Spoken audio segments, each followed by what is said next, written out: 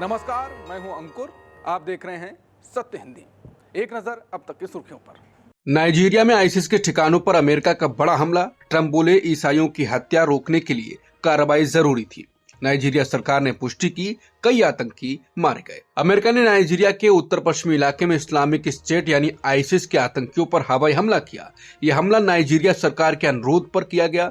अमेरिकी राष्ट्रपति ट्रंप ने 25 दिसंबर को कहा कि यह कार्रवाई उन आतंकियों के खिलाफ की गई है जो इलाके में खास तौर पर ईसाई नागरिकों को निशाना बना रहे थे और उनकी निर्मम हत्या कर रहे थे। नाइजीरिया में आईसिस पर हमले के बाद ट्रंप बोले, मरे हुए आतंकियों को मेरी क्रिसमस। ट्रंप बोले, रेडिकल इस्लामिक आतंकवाद को पनपने नहीं देंगे। ईसाइयों की हत्या रोकने के लिए कार्रवाई जरूरी, चेतावनी दी। नाइजीरिया के इलाके में बम बरसाने के बाद अमेरिकी राष्ट्रपति ट्रंप ने सेना की सराहना की और सभी को, आतंकवादियों को भी मेरी क्रिसमस कहा। ट्रंप ने कहा कि अमेरिका रेडिकल इस्लामिक आतंकवाद को पनपने नहीं देगा। उन्होंने कहा कि अगर आतंकवादी ईसाइयों की हत्या करना बंद नहीं करेंगे तो और अधिक मौतें होंगी।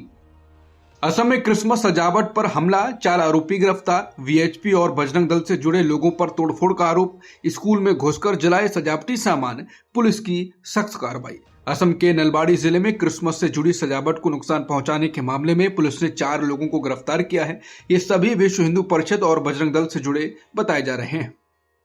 क्रिसमस के दौरान देश भर में ईसाई समुदाय पर हमले। कैथोलिक बिशप्स कॉन्फ्रेंस ने बढ़ती हिंसा को बताया बेहद चिंताजनक। 60 से ज्यादा हमलों की रिपोर्ट, मानवाधिकार संगठनों का अलार्म। क्रिसमस के दौरान भारत में ईसाई समुदाय के खिलाफ हमलों को लेकर ईसाई और मानवाधिकार संगठनों ने गंभीर चिंता जताई है। इन संगठनों का आरोप है कि कुछ हिंदू कट्टरपंथी समूह ने देश के कई हिस्सों में क्रिसमस समारोह को बाधित करने की कोशिश की। Catholic Bishops Conference of India ने बयान जारी कर कहा कि वो ईसाइयों पर बढ़ते निशाने पर किए जा रहे हमलों की कड़ी निंदा करते हैं और यह स्थिति बेहद चिंताजनक है। मानवाधिकार संगठनों का कहना है कि कई स्थानों पर चर्चों में तोड़फोड़, क्रिसमस की सजावट को नुकसान और लोगों को धमकाने की घटनाएं हुई हैं। ईसाई निगरानी संगठन ओपन डोर्स ने दावा किया है कि क्रिसमस के दौरान पूरे देश में 60 से ज्यादा हमलों की घटनाएं दर्ज की गई।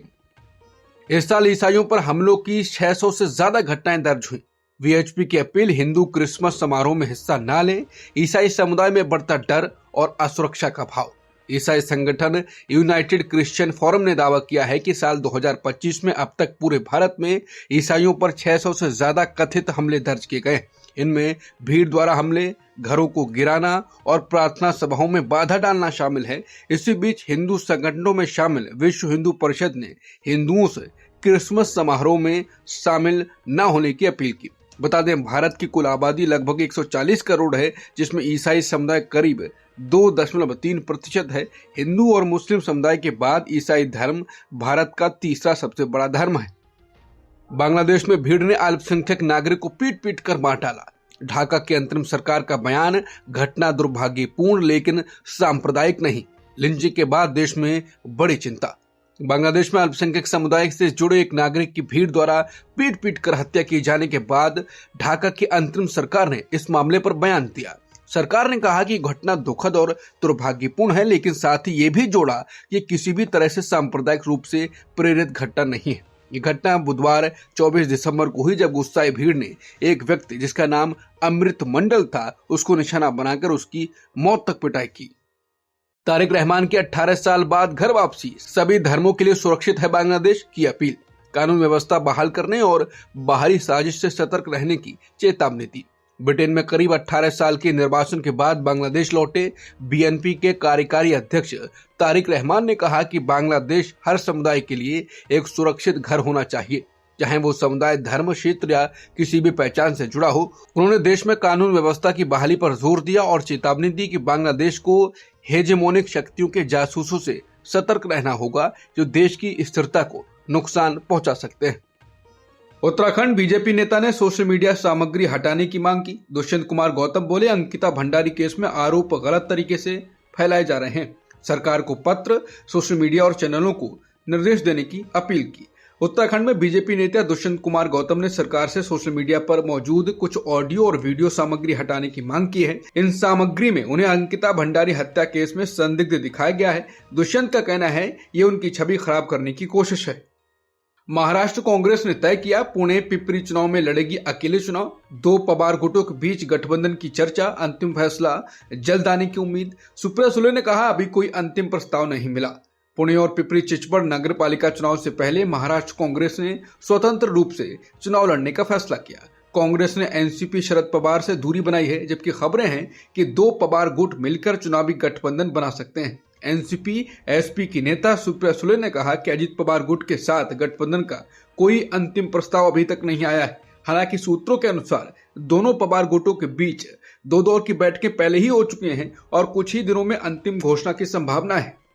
सिद्धरमैया की कुर्सी बचाने उतरा अहिंदा समुदाय, कांग्रेस हाईकमान को सीधी चेतावनी। समुदाय ने कहा कि सिद्धरमैया अहिंदा समुदाय की आवाज हैं। कर्नाटक की कांग्रेस सरकार में जारी नेतृत्व संकट के बीच अहिंदा समुदायों ने मुख्यमंत्री सिद्धरमैया के समर्थन में बड़ा राजनीतिक मोर्चा खोल दिया है। अहिंदा यानी अल्पसंख्यक, पिछड़ा वर्ग और दलित समुदाय ने उसने ऐलान किया है कि वो 25 जनवरी को मैसूर में विशाल सम्मेलन आयोजित करेंगे, जहां कांग्रेस हाईकमान से मांग की जाएगी कि सिद्धरमैया को मुख्यमंत्री पद से न हटाया जाए।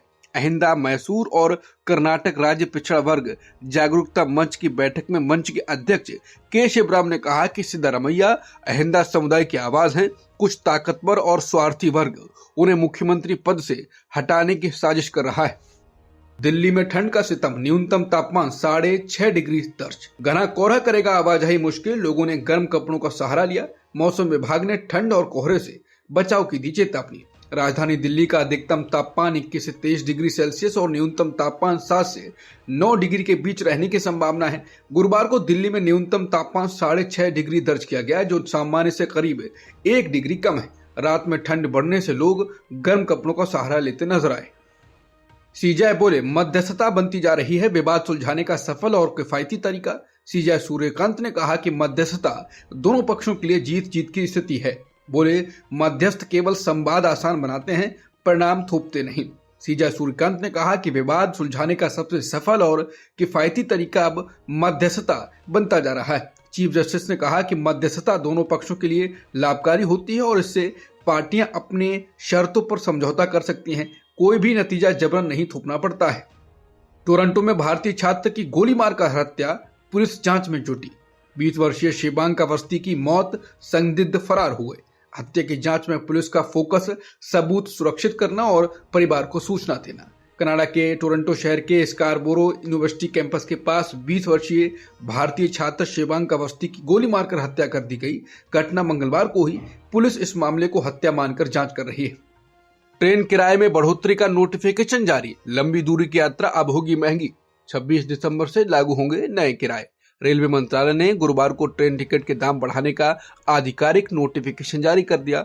ये बढ़ोतरी 26 दिसंबर से लागू होगी। नए फैसले के मुताबिक 215 किलोमीटर से ज्यादा की यात्रा करने पर साधारण श्रेणी में अब हर किलोमीटर पर 1 पैसा ज्यादा देना होगा। वहीं मेल और एक्सप्रेस ट्रेनों की नॉन एसी श्रेणी और सभी ट्रेनों की एसी श्रेणी में यात्रियों से हर किलोमीटर 2 पैसा अतिरिक्त लिया जाएगा।